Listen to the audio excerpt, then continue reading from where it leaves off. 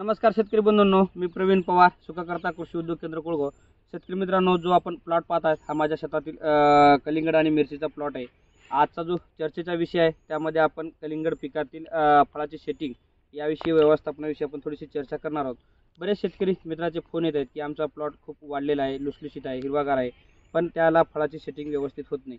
तर शेतकरी मित्रांनो, याचं मुख्य कारण म्हणजे या अवस्थेमध्ये भरपूर प्रमाणामध्ये नायट्रोजनयुक्त खत देणे किंवा वाढ होणारी औषधं या पिकावर वापरणे आणि मधमाशाचं प्रमाण कमी असणे, जास्त पाणी देणे, असे 2-4 कारणामुळे फळाची सेटिंग व्यवस्थित होत नाही।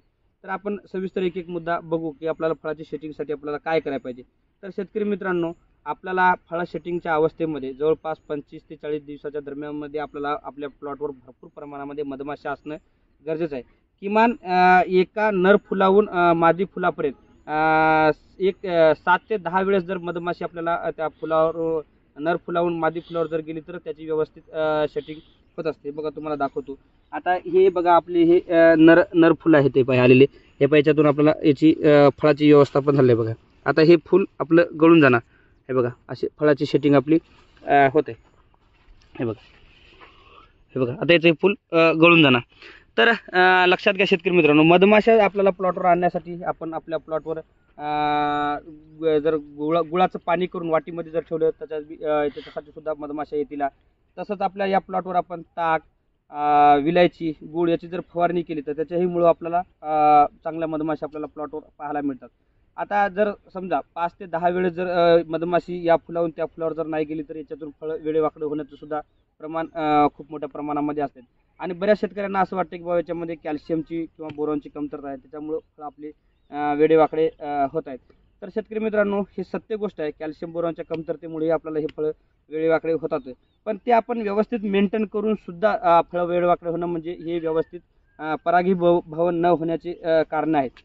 तर शेतकरी मित्रांनो, एक लक्षात घ्या, मधमाशी आपल्या प्लॉटवर कशी येईल याच्याकडे लक्ष करा। कारण उन्हाळ्या अवस्थेमध्ये म्हणजे टेम्परेचरमध्ये 10 ते 12 दिवस आपल्याला सेटिंगला लागतात, तर थंडीच्या अवस्थेमध्ये आपल्याला जवळपास 15 दिवस सेटिंगसाठी लागतात। या काळामध्ये मधमाशीकडे व्यवस्थित लक्ष द्या आणि विशेष म्हणजे उग्र वासाचे कीटकनाशक किंवा जे मधमाशीसाठी हानिकारक कीटकनाशक आहेत हे तुम्ही वापरू नका, जेणेकरून आपल्याला मधमाशाला हानी होईल आणि आपल्याला त्याच्यापासून फळ सेटिंगसाठी आपलं नुकसान होईल। तर यासाठी आपण गोदरेज कंपनीचा ग्रासिया किंवा एक्सपोनॉस असे कीटकनाशक जर वापरले तर आपल्याला लॉंग ड्युरेशन आपल्याला त्याच्यातून चांगलं किडीवर नियंत्रण मिळेल आणि मधमाशासाठी कुठे हानिकारक गोष्ट होणार नाही। आता याच्यानंतरचा मुद्दा म्हणजे कॅल्शियम नायट्रेट बोरॉन। शेतकरी मित्र भरपूर प्रमाणामध्ये फळ सेटिंगच्या अवस्थेमध्ये कॅल्शियम नायट्रेटचा बोरॉनचा वापर करतात। शेतकरी मित्रांनो, थोडंसं याच्यामध्ये नियोजन चुकीचं पद्धतीने करू नका, कारण कॅल्शियममध्ये नायट्रेट असल्यामुळं म्हणजे नायट्रोजनचं प्रमाण असल्यामुळं वेलांची वाढ अतिरिक्त होत असते आणि फळांची सेटिंग होत नाही। हे लक्षात घ्या। 4 पानाच्या नंतर आणि 7 पानाच्या आत आपली जेवढी पण सेटिंग होईल हीच आपल्यासाठी खूप महत्त्वाची असते। आणि आपण जर जमिनीतून आपण जर नायट्रोजन भरपूर प्रमाणामध्ये जर दिलं तर वेलांची वाढ पुढे होत राहते आणि मागले फुलं वेल सोडून देते आणि सेटिंग व्यवस्थित होत नाही आणि आपल्या याच्यापासून नुकसान होते। त्यामुळे आपण कॅल्शियम नायट्रेटच्या ऐवजी जर चिलिटेड फॉर्ममधलं कंपनीच्या क्वालिटीनुसार 500 ग्राम ते 1 किलो चिलिटेड फॉर्ममधलं ड्रिपनं जर कॅल्शियम दिलं आणि 500 ग्राम बोरॉन जर दिलं तर याच्यातून आपल्याला चांगला फायदा होतो, जेणेकरून आपली अतिरिक्त वाढ होण्याऐवजी आपल्याला कॅल्शियम आणि बोरॉनची कमतरता दूर करता येते। या अवस्थेमध्ये आपण फवारणी सुद्धा कॅल्शियम चिलिटेड फॉर्ममधल्या कॅल्शियम आणि बोरॉनची करू शकता, जेणेकरून आपल्याला त्याचा फायदा आपल्याला चांगल्या पद्धतीनं होतो। आता सर्वात महत्त्वाचा विषय म्हणजे शेतकरी मित्रांनो ते म्हणजे पाण्याचं व्यवस्थापन। एक लक्षात घ्या शेतकरी मित्रांनो, पाणी व्यवस्थापन। बरेच शेतकरी टरबूज या पिकामध्ये, कलिंगड पिकामध्ये मोठ्या प्रमाणामध्ये पाणी देत असतात। किमान फळ सेटिंगच्या अवस्थेमध्ये पाण्याचा योग्य वापसा असणं खूप महत्त्वाचं आहे, म्हणजे आपला बेड फक्त ओलावा कसा टिकून ठेवील, म्हणजे वापसा कंडिशनवर कसा राहील याचा विचार करा। जास्त जर पाणी दिलं तर वेलांची अतिरिक्त वाढ होईल आणि आपल्याला त्याच्यामधून फळाची सेटिंग होणार नाही। आपल्या जमिनीप्रमाणे आपल्या वातावरणाच्या टेम्परेचरनुसार जमिनीमध्ये फक्त वापसा मेंटेन राहील, एवढंच अशा पद्धतीने तुम्ही पाणी द्या, हे खूप महत्त्वाचं आहे।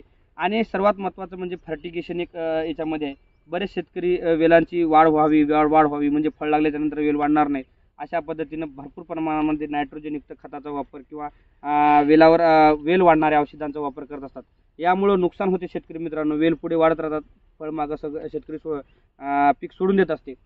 तर यासाठी सर्वात महत्त्वाचं नियोजन म्हणजे 25व्या दिवशी ज्याच्यामध्ये आपलं ब्रासिनोलाइट असलेलं असं एक संजीवक वापरणं गरजेचं आहे, ज्यामध्ये आपल्याला ध्रुवा कंपनीचं डिमोर, स्वरूप कंपनीचं फेमिग्रो किंवा गोदरेज कंपनीचं डबल नावाचं प्रोडक्ट हे जर वापरलं तर तुम्ही खूप जास्त प्रमाणामध्ये पिकाला मादी फुलाचं मादी फुलं जास्त येतात आणि फुटव्याची बी संख्या व्यवस्थित राहते. तर हे खूप महत्त्वाचा पॉईंट आहे, ते म्हणजे आपण 25व्या दिवशी याची फवारणी करणं तेवढंच महत्त्वाचं आहे. आणि 30व्या दिवशी हे अतिशय महत्त्वाची आणि योग्य अशी फवारणी, म्हणजे 30व्या दिवशी जर तुम्ही कुठल्या कंपनीचं पॅक्लाबुट्राझोल, ज्याच्यामध्ये 40% पॅक्लाबुट्राझोल असणं गरजेचं आहे, ज्याच्यामध्ये आपण विद्युत, ताबोली किंवा लश हे प्रोडक्ट असणं गरजेचं आहे. लशमुळं शेतकरी मित्रांनो आपण याला बरोबर 30व्या दिवशी 25व्या दिवशी फेमिग्रो आणि 30व्या दिवशी लश हे प्रोडक्ट वापरले, ज्याच्यामुळं याची पिकाची अतिरिक्त वाढ काही वेळासाठी थांबून आपल्याला लवकरात लवकर फळ सेटिंगसाठी महत्त्वाचं असते. शेतकरी मित्रांनो एक लक्षात घ्या, हे जर 2 फवारण्या केल्या तर तुम्हाला खूप अतिशय योग्य प्रमाणात अशी फळ सेटिंग होते. हे बघा शेतकरी मित्रांनो, आपण 30व्या दिवशीला पॅक्लाबुट्राझोल लस नावाचं दिलेलं आहे. हे बघा कसे सेटिंग आहे आपल्याला व्यवस्थित, हे बघा चालू आहे, हे बघा, हे बघा, हे तर शेतकरी मित्रांनो एक लक्षात घ्या, आता तुम्हाला याच्यामध्ये जे आपण वॉटर सोल्युबल खत देत आहोत त्याच्यामध्ये 05234 आहे, ज्याच्यामध्ये नायट्रोजनचं खूप प्रमाण कमी आहे. आता आपण याच्यामध्ये 05234 किंवा 60-20 हे खत देऊ शकतो. तसेच आपल्याला फॉस्फरस तितकंच देणं गरजेचं आहे. फॉस्फरसचं आपटेकसुद्धा तेवढंच महत्त्वाचं आहे. फॉस्फरस आपटेकसाठी आपण NPK बॅक्टेरिया, मायकोरायझा किंवा आणखी काही फॉस्फरिक ॲसिड असं जे पण आपल्याला न्यूट्रिशन ज्याच्यामुळे फॉस्फरस आपल्याला चांगलं उपलब्ध होईल, पांढरी मुळी चांगली चालेल, असे तुम्ही घटक वापरून नायट्रोजन कमी करून जर याचा वापर केला तर आपल्याला एक समान आणि सुदृढ अशा आपल्याला याच्यातून फळं मिळतील. असं नियोजन करा शेतकरी मित्रांनो. काही अडचण वाटल्यास आणखी आम्हाला व्हॉट्सअपवर तुम्ही संपर्क साधू शकता. धन्यवाद.